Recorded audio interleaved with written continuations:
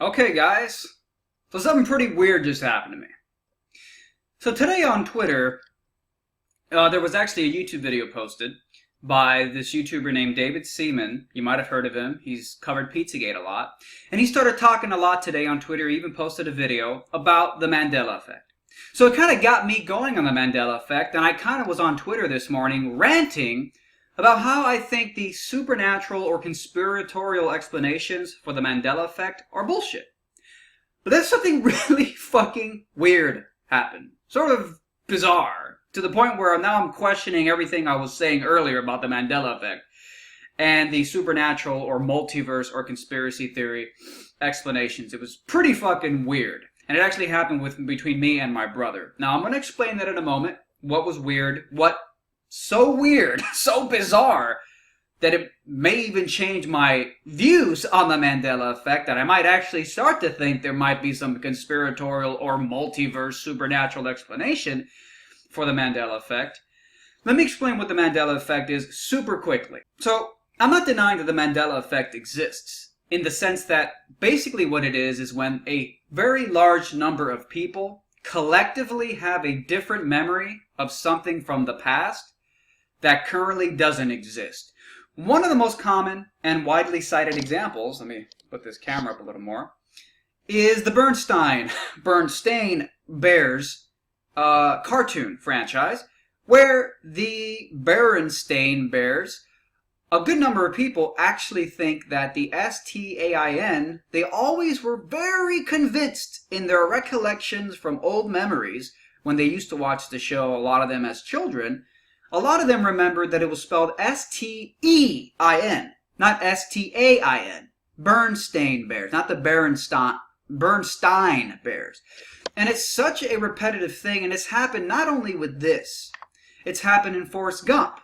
A lot of people are convinced that in the movie Forrest Gump, the famous line is, life is like a box of chocolates. But when you go back and watch it, I won't play it here because there might be a copyright.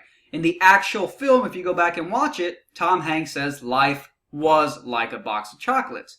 However, in the movie, he says, my mama always told me life was like a box of chocolates. So maybe because he's referring to something in past tense, that's why he uses the word was past tense. There's a gazillion other examples. There's the song Queens, where people are convinced that at the end of the song, it ends with the lyrics, we are the champions of the world. But if you go back to the original recording, it doesn't end with the words of the world. It just ends, we are the champions. And there is no of the world. However, if you look at this live version of the song, it does end, the singer does end the song with the words of the world. So that was sort of evidence that I was citing all day on Twitter. Oh, it's bullshit because, well, in this live version, he does perform of the world. And maybe that's how it caught on in the live version. So there's a million, I was on Twitter all morning just, oh, this is why the Mandela effect, the paranormal explanations are bullshit. This is why. I'm not saying it doesn't exist. Yes, there's a lot of people who have different memories. I'm not denying that they have different memories of these things from the past. I'm denying the supernatural, the conspiratorial, or the multiverse theory explanation for the Mandela effect. But then something fucking weird happened. So I decided, after I was tweeting this morning, I asked my brother. I hadn't brought up the Mandela effect to him before today. In fact, I wasn't even in this house when I sent most of the tweets. I was somewhere else. And I've never talked to my brother about the Mandela effect before, but I decided I wanted to talk to him about it. So I'm like, hey, have you ever heard of the Mandela effect? And he goes, no, what is that? And I tell him, it's this phenomenon where this happens. And, I think I cited the Forrest Gump example. And then I began to tell him about the Monopoly Man example. Now, if you're not familiar with the Mandela effect, this is one commonly cited thing. A lot of people remember that the Monopoly Man has a monocle. These little one-eyed glasses on. A lot of people, when they think back on the Monopoly Man, their memories of him, they could have sworn he was wearing a monocle. But apparently, if you go back and you look at all the branding and the marketing of this guy throughout the years, he never had a fucking monocle. Here's what's weird. When I started to tell my brother the example of the Monopoly Man. I started to tell him, look, so another example of the Mandela effect is the Monopoly Man. And basically a lot of people remember that the Monopoly Man was wearing a monocle. And my brother, the moment I said the word monocle, he cut in and he said, oh, that's exactly what I thought you were going to say. Even weirder is that he is one of those people who recalls the Monopoly Man having a monocle.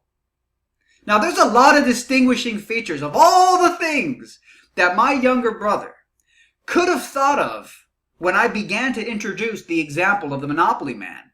Before I mentioned the monocle, of all the distinguishing features of the Monopoly Man that my brother could have thought of before I even mentioned the monocle, he thought of the fucking monocle.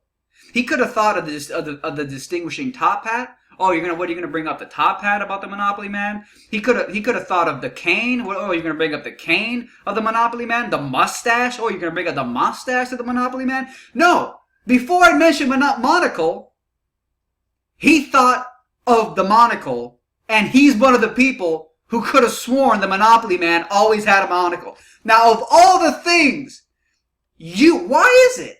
Now, why is it that this bizarre anomaly of the Mandela effect, where people remember certain characteristics of things that nobody else can swear existed, why would his mind immediately go to that one distinguishing factor, the monocle, that everybody else swears can't exist, but the people who do know it exists could swear that it exists? It's fucking weird. So you see what's going on here. I introduced the example of the Monopoly Man. I spoke like 2 or 3 sentences before I ever mentioned monocle. And the moment I mentioned Monopoly Man, the thing that he thought of that may or may not exist today was the fucking monocle. And to top it all off, he's one of the people who could have sworn, based on their recollection of the Monopoly Man, that the fucking Monopoly Man has a fucking monocle. That's weird as shit. And that just fucking happened. So it's funny. I'm on Twitter all day this morning. Mandela effect, yeah, it's real, but all these crazy multiverse explanations are bullshit, blah, blah, blah, blah, blah. But of all the things that my brother could have thought of, why did he immediately go to the monocle? Fucking just a little fucking Twilight Zone creepiness sprinkled into your Sunday morning today. So yeah. I'm not saying I believe the Mandela effect. I think there's a lot of good explanations that debunk a lot of these. Like life is like a box of chocolate. I'd never heard of... I never really watched the Forrest Gump movie.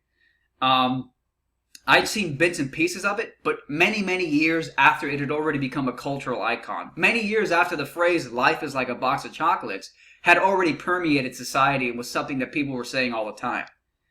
So it makes sense to me that, in fact, if you look over here, this video right here is actually a clip from a later point in the movie, the same movie, Forrest Gump, where Tom Hanks's character's mom actually literally says the words verbatim, life is like a box of chocolates.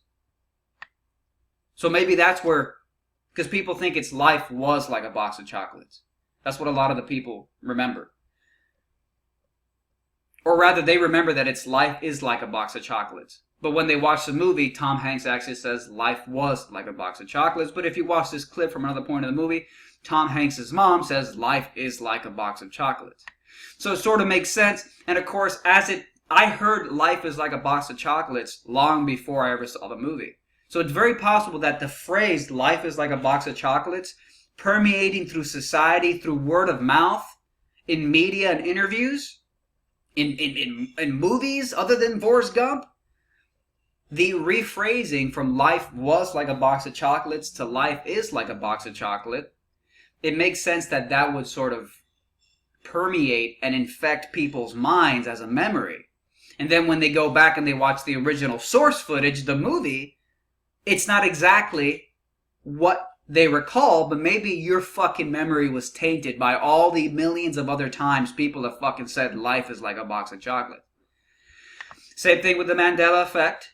Okay, this is a live version here of the Mandela effect. Queen, they performed it live with Of the World. How many times on late night shows over the years, live performances in front of tens of thousands, maybe hundreds of thousands of people at one fucking venue with live DVD recorded versions? Not impossible to think that maybe the alternative live version caught on a little more in some respects than the original studio version.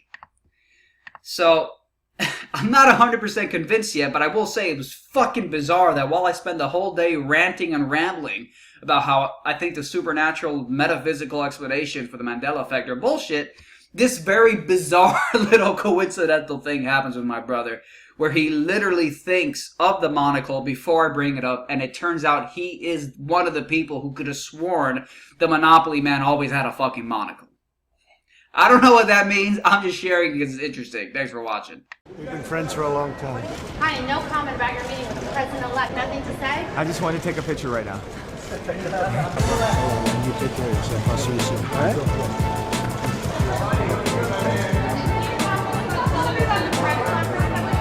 So we just interrupted it.